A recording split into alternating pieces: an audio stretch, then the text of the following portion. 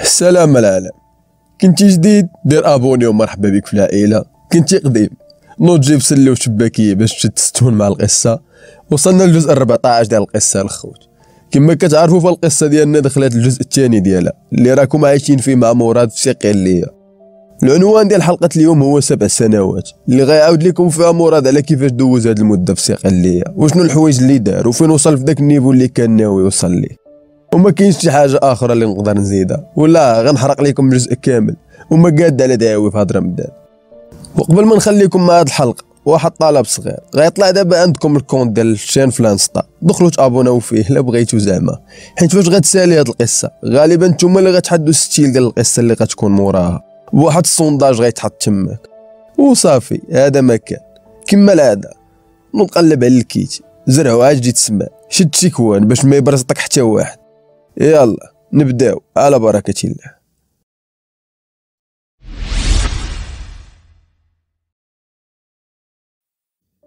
هاد لابيل كنت داير بحسابها، ولكن ماشي في هاد الوقت. كنت داير بحساب نهار الوالده غتوصل على الخبار ديال الموت ديالي، ولكن ما كنتش معول باللي المضى غيقضي لافير بالزربه وفي شهرين يقدر يرد مراد ميت. اسامه خلى الخط مطلوق باش نسمع صوت الوالده كتبكي. انا قلت للشيفوري وقف، هبط جنب الطريق وبديت كنسمع صوت البكا ديالها. كان خدام على الجهد وانا كل غوته من ديالها كنحس بيه موت كيجر في قلبي من الطرف حتى للطرف. وكل جره من هذوك الجره كيطيحوا معاهم دموع اللي ما نزلوش حتى ملي كنت كندوز العذاب في الكوميساريه وفي الحبس. صوت الوالده كتبكي كان قصح من داك الضوء اللي كليت. خليني من دوك الافلام الرومانسيه اللي كيصوروا لكم بلي العذاب ديال الفراق هو الصعيب، غير الكذوب داكشي. نهار تزدتي كانت معاك وحده هي امك، ونهار تمشي وتخليك عاد غادي تحس بالعذاب ديال بصح. اما شي حاجه اخرى فالله رزقنا واحد النعمه سميتها النسيان اللي كون ما هي كون شحال من واحد فينا كان غيكون تسطى. هادشي اللي قلت لكم الفوق عذاب لله اللي كيكون مكتبو عليك، يعني اقدار. اما انا فهادشي اللي درتو للوالده كان بخاطري، انا اللي قررت نخليها حساب ليها راني ميت، يعني انا السبب في ديك العافيه اللي حاسه بها الوالده دابا. وهذه هي الحاجه اللي خلات الدموع عندي يزيدوا في الفيتاس على الجهد. هاد لطيفه جاها مورايا غير العذاب. ديك النهار في المحكمه هرستها فاش اعترفت باللي انا اللي داير كل شيء، واليوم كملت عليها فاش وصلوا لي اخبار الموت ديالي. الا بقات باقا على مورا هادشي كامل راه غتكون بحال شي معجزه. ونخليكم نتوما تخيلوا هاد البلان شحال صعيب عليا وعليها. عليا حيت القرار كان ديالي، وعليها حيت خسرات ولادها في مره واحده. بقيت كنسمع ودموعي دايزين على الجهد. جا الحاج حيد لي التليفون، سمعت هو شنو واقع، قطع وبعد مني باش نتفشت انا على خاطري. ملي حس بيا ترخبت شويه عاد جا عندي وقف وقال لي اسمع ولدي مراد، عارفك دابا كتعذب وتا واحد ما غيقدر يداويك واخا ما نعرف شنو يقول، ولكن خلي هاد الشارف يشرح لك واحد الحاجه بعدا. اللفعه ولدي ملي كطول في واحد البلاصه كيولي كاع داكشي اللي كتصيدو باش تعيش وتبقى حيه راد معاها البال. علاش؟ حيت حفظوا ليها اللون ديال الجلد ديالها وكيوليو يشوفوها من بعيد ويهربوا. شنو كدير هي ولدي مراد؟ كتبدل جلدها، وداك التبدال ما كيكونش ساهل، كيتزاد عليها الثقل واحد شويه وكتصبر بعض المرات بلا ماكله حتى كتبدل داك الجلد. وهاديك الساعه ما كتبقاش معروفه تاني، وكاع هادوك اللي هربوا منا في الاول كتعاود تقلب عليهم وتصيدهم. انا ماشي سوقي في هاد اللفعه ولدي، وراك ذكي وغتكون فهمتيني علاش داوي. جمع راسك كمورا، وراه اي واحد فينا خاصو يسلخ جلدو مره. الحاج ما قال حتى كلمه ديال العيب. هاد العالم انا اللي قررت ندخل ليه بخاطري وما بقاش عندي الحق نخرج منه دابا. وهاد العالم باش تدخل ليه خاصك تسلخ جلدك، يعني دير قطيعه مع الماضي ديالك وتنساه في مره باش ما تكونش معروف في الكروه ديالك وتصيد كيما بغيتي. ونهار تعرف تاني خاصك تزيد تبدل جلدك وغادا القضيه. جا واحد ما بزز عليا نختار نولي واحد ميت في البلاد عندي. انا اللي قررت وانا اللي خاصني نتحمل المسؤوليه ديال هادشي اللي درت. ولكن قسما بالله الا كل دمعه طيحت الوالده وكل غوته دارتها غتخرج منهم بالدوبل ولا كتر كاع.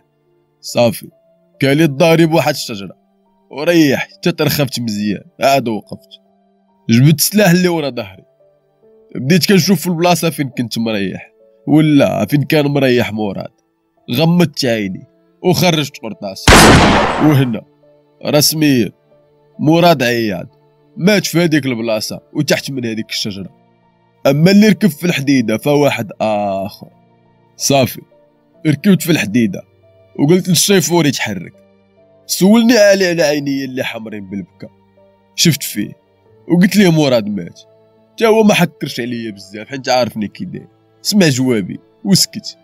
وعاود شدينا طريق القصر، والسما تا هي بحال الا حسات مراد مات، فحتى هي دارت داكشي اللي دارتو لطيفه وبدات كتبكي. وملي السما بكات انا بديت كنضحك حيت بان ليا كلشي بقى في هاد مراد اللي مات.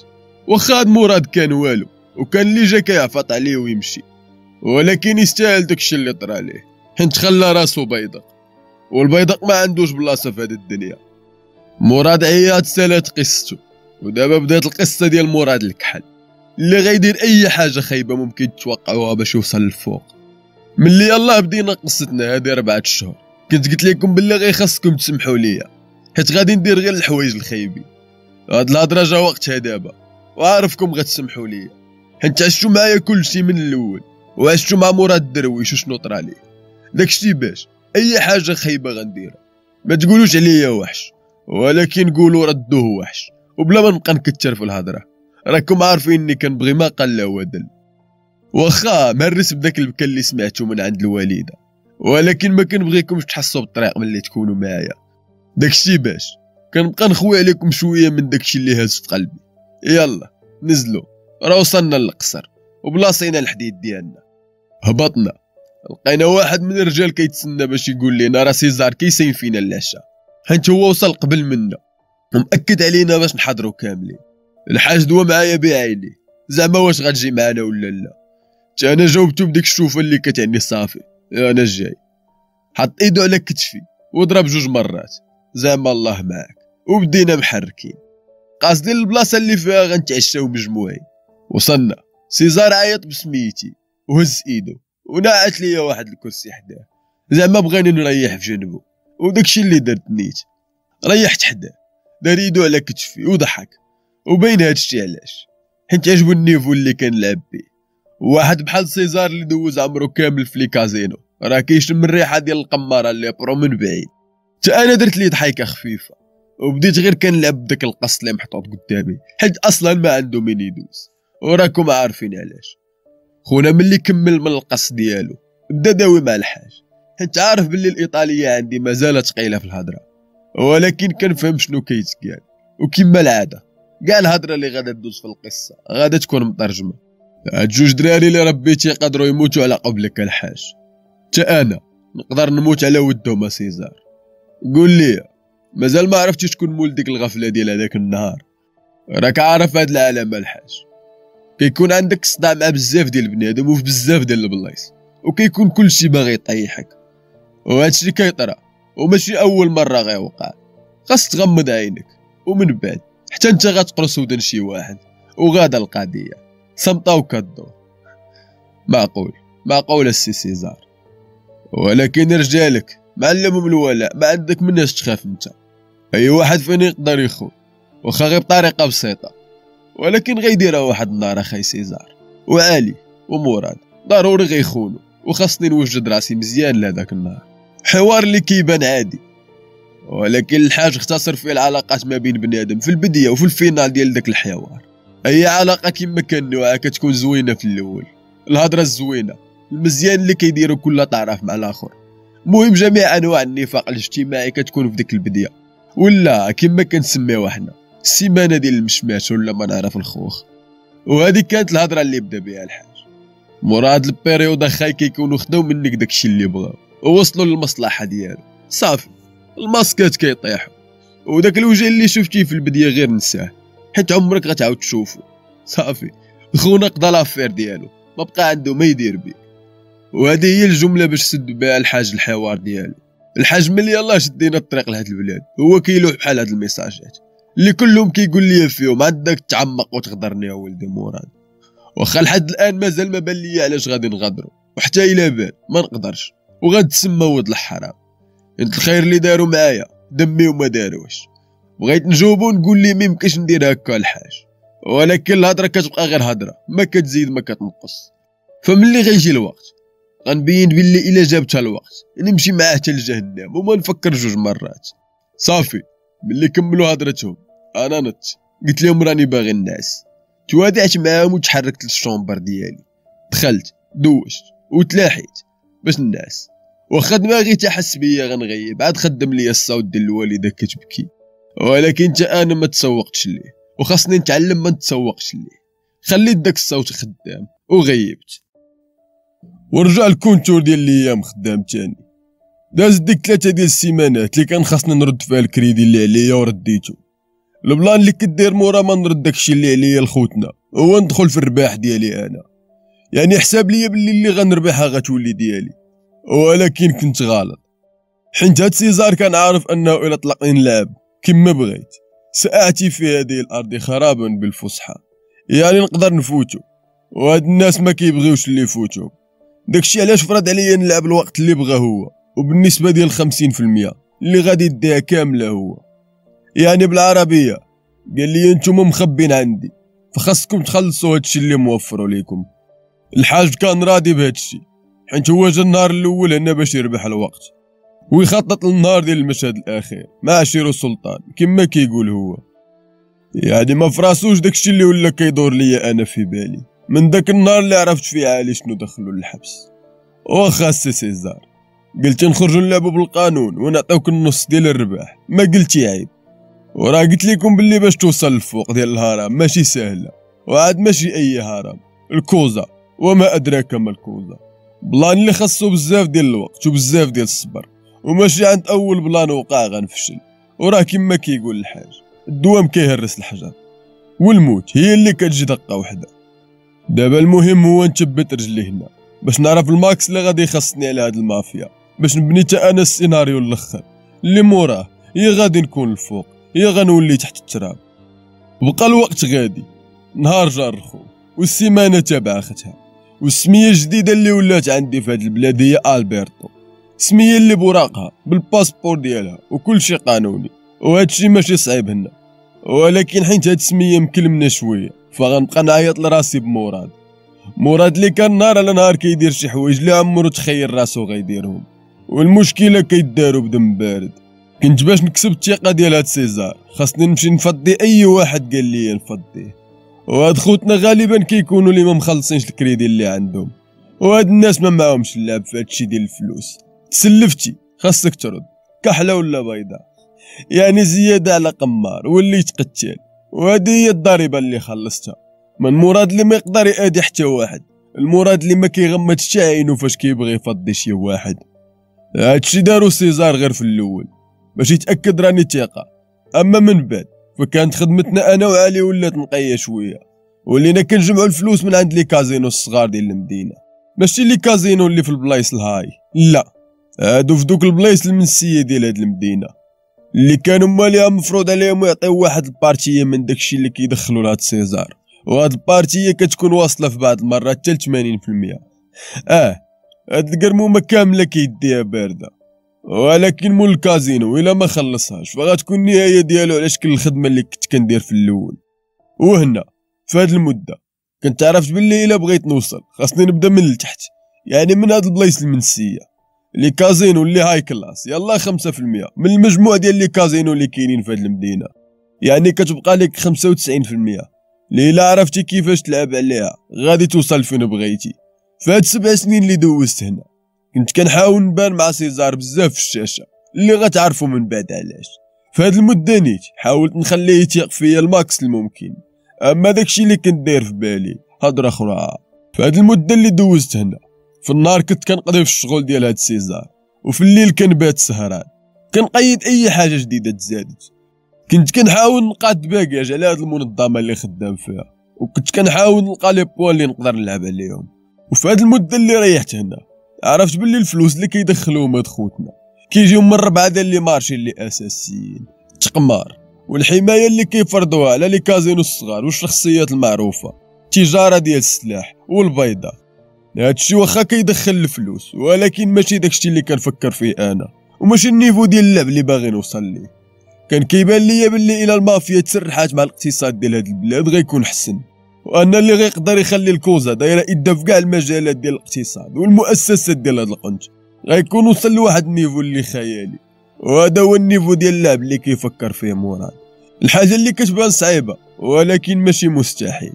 ولكن باش نبدا خاص اول حاجه نديرها هي نخلي هاد سيزار يعطي حنكل التراب، وقبل ما يعطي خدو للتراب خاصو يبان قدام العائله ديالو راه والو، وفي نفس الوقت خاصني نبان بحال شي هيرو هكا حتى الا مات اول واحد غيفكروا يديروه في بلاصتو هو دراعو اليمين والولد اللي كانوا كيشوفوه معاه بزاف. وهذا الشيء علاش قلت لكم كنت كنبغي نبان معاه بزاف، وها نتوما عرفتوا علاش. دابا هو حرمني من اللعب وبغى يخليني في بلاصتي، وانا غنحرمو من كل شيء. والصمطه اللي دور هذا شحال البزيم ديالها غيجي من عندي، وهاللعب ديال بصح بدا. واول اطاب في الخطه ديالي جا وقتها مورا 7 سنين ديال الصبر. في هذه المده اللي عشتو معايا فيها هاد القصه عرفتو باللي اصعب حاجه تقدر تدوز على الواحد هي الحقره. بنادم ممكن تحقرو مره ويدوزها ليك، ولكن قد ما انت كتزيد في الحقره ديالك قد ما داك خونا اللي انت حاقرو كيزيد في الحق ديالو عليك، وكيتسنى غير الفرصه باش يرد دقته.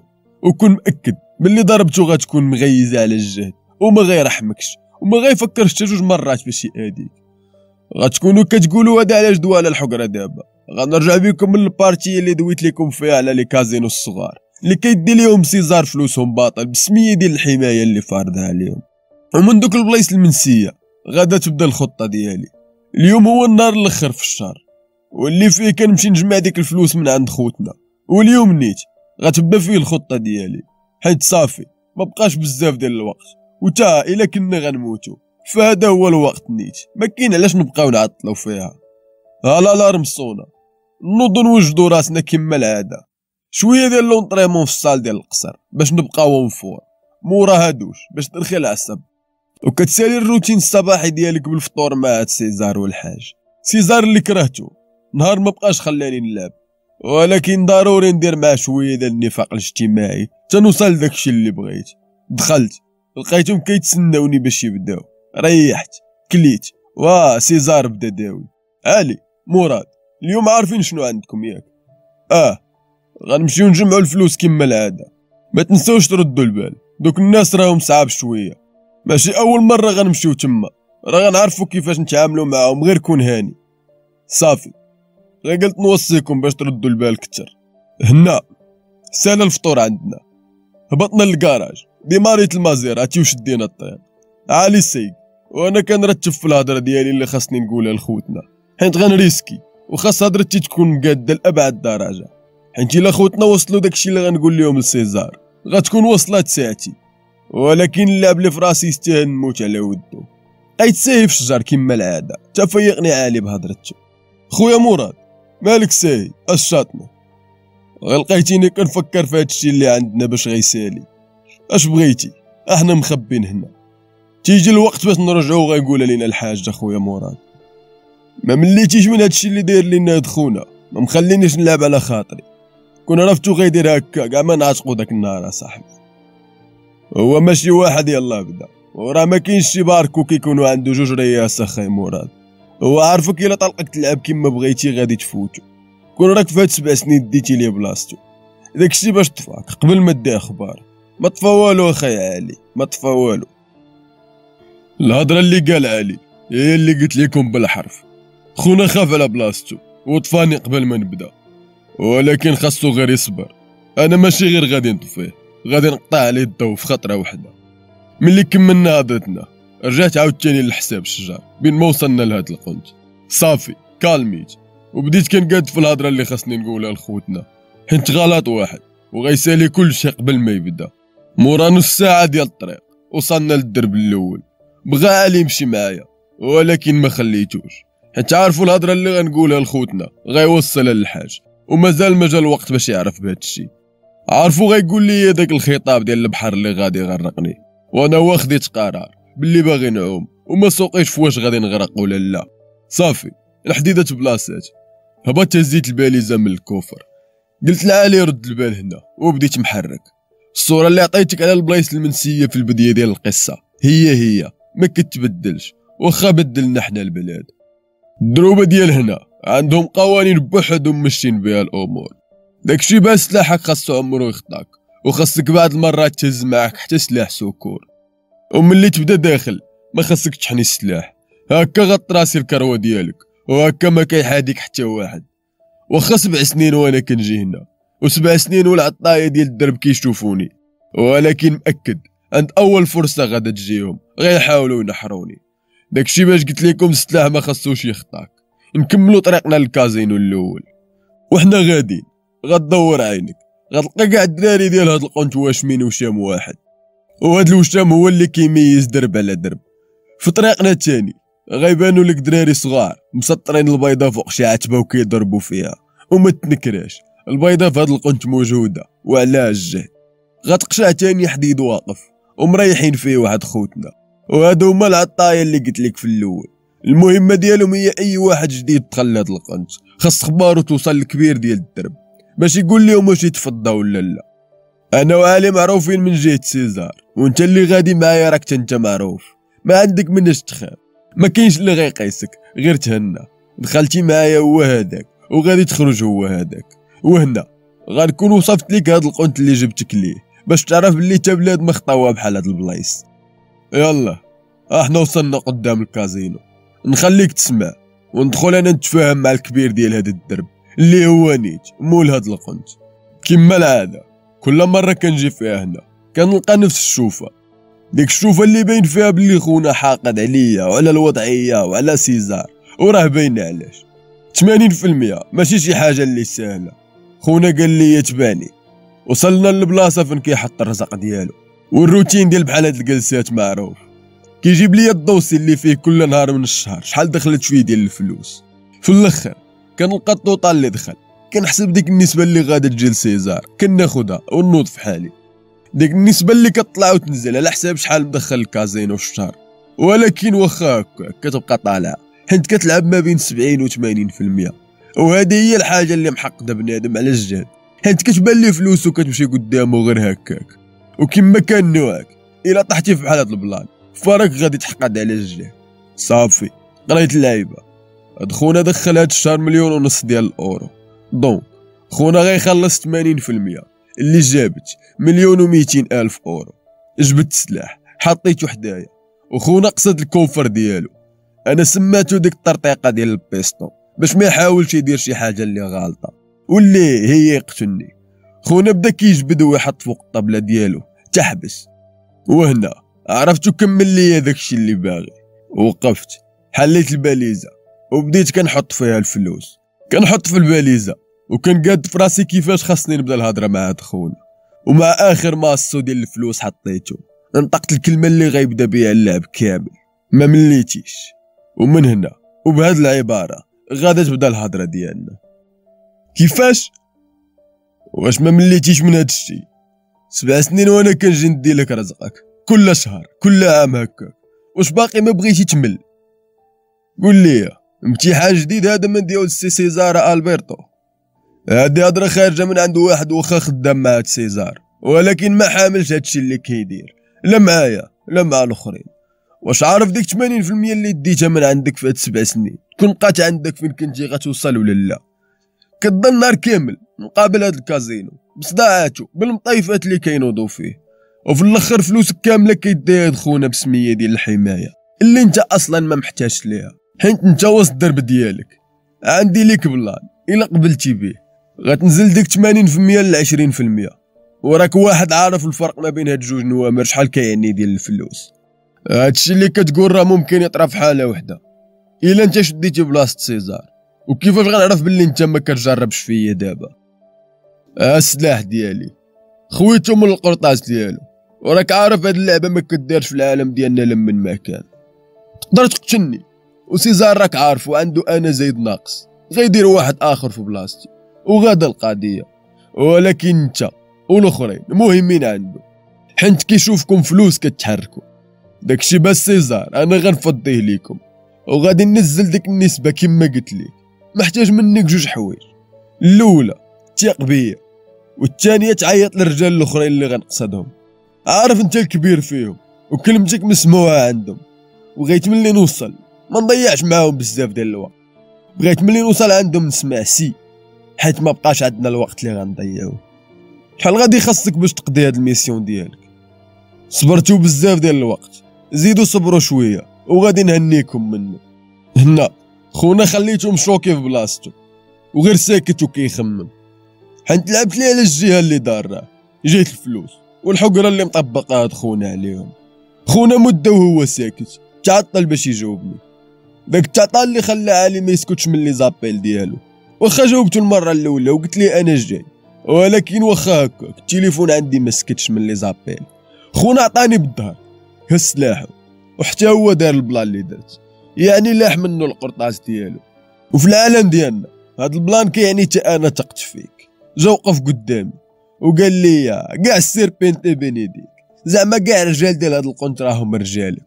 وقال لي بلي غيدير داكشي اللي قلت ليه وغيهضر مع خوتنا بثمانيه الاخرين اللي غنمشي عندهم، وغالبا حتى هما غيقولوا تعانقت انا وياه. هزيت القرطاس والباليزه ديالي وقلت لي اخر باليزه غتخرج عامره من عندك هي هادي. توادعنا وقلت لي راه حنا غنبقاو نكونطاك باش نعلمو باي حاجه جديده. وصلت عند علي لقيتو كيوجد في سلاحو وغيخرج عندي حيت تعطلت عليه بزاف. كالميتو قلت لي عطلني غير الحساب وصافي. حطيت يدي على كتفو وقلت لي يلا راه باقي عندنا بزاف ديال خوتنا وداكشي النيت اللي درنا. كملنا طريقنا لدوك 8 ديال لي كازينو اللي بقاو، وهاد المره ما كناش كنتعطلو. كندخل كيعطيوني الدوسي ديال الحساب، كنقول لي شحال عنده، كناخد الفلوس، وقبل ما كنخرج كنسمع ديك السي اللي باغي زعما راه حنا معاك. وبقات القضيه غادا هكاك للدرب الثالث والرابع والخامس توصلنا لاخر درب اللي تا هو عطانا الولاء ديالو. ما كانش كيحسب ليا بلي بنادم حاقد لهاد الدرجه، ولكن كما قلت لكم الحقره خايبه بزاف وما حدك انت كتزيد فيها، وداك خونا كيتسنى غير الوقت باش يطيحك. وخوتنا جاتهم الفرصه وما غاديش يزقلوها. هادشي اللي ما جاش هكاك، هادشي كيجي بالدوام الخوت.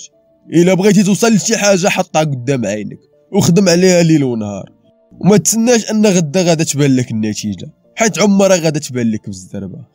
هذا كما العاده قوس كنحلو باش انا نلقى باش نكمل لكم القصه، وباش انت ما تضيعش نص ساعه من حياتك غير هكا، تدي معاك بعدا غير شويه ديال الموتيفاسيون. نرجعوا لقصتنا. في الفينال ديال هاد النهار كان المجموع ديال الفلوس اللي جمعنا لهاد سيزار هو 10 مليون ديال الاورو اللي داها بارده معرق من شف فيها. واخا فاش غنفضي خونا ونولي في بلاصتو غنضيع في 60% ديال هاد الفلوس، ولكن نحسبوها استثمار في داكشي اللي غنربحو من بعد. وهذا هو البيزنس، بعض المرات خاصك تخسر الفلوس باش تدخل الفلوس. الماركتينغ هكا داير. ملي كملنا خدمتنا شدينا تاني طريق القصر، عطينا لخونا الباليزه ديالو، لاح لينا 1000 اورو لواحد الفرتيت هذا. ولكن غير صبر السي سيزار، ما بقى قد ما فات. سولنا على الحاج قال لنا راه في الشومبر عندي. تحركنا لقيناه شاد كتاب وقهوه ديالو وعايش في عالمه بوحدو. خرجناه من داك الجو ديالو اللي هادي 7 سنين هو عايش فيه، اللي فين ما تسولو يقول لك كنوجد لاخر مشهد وكيسكت. صافي سولنا كيفاش داز النهار، قلنا ليه اللي كاين، بقينا داوين معاه شويه وموراها كل واحد فينا شد الشومبر ديالو. وهنا بديت تاني جابت الكارطه ديالي باش نقاد اللعب. دابا ضمنت 9 ديال الرجال ولاو معايا، ودوك 9 عندهم تا هما رجالهم اللي واجدين باش يموتوا على ودهم. سيزار في الاخر غنفضيه كما قلت لخوتنا، ولكن قبل غادي خاصني نبان هيرو على ظهره قدام الكوزا، وهذا بلان خاصو خطه بوحدها. وهنا غادي سالي جزء من قصتنا. الا عجباتك الخدمه كما العاده كومونتير زوين، لايك وبارطاجي مع عشرانك باش تكبر العائله. ما فهمتيش شي حاجه دوز الانستا راه كنجاوب كلشي. وهذا ما كان معكم ديب تهلا.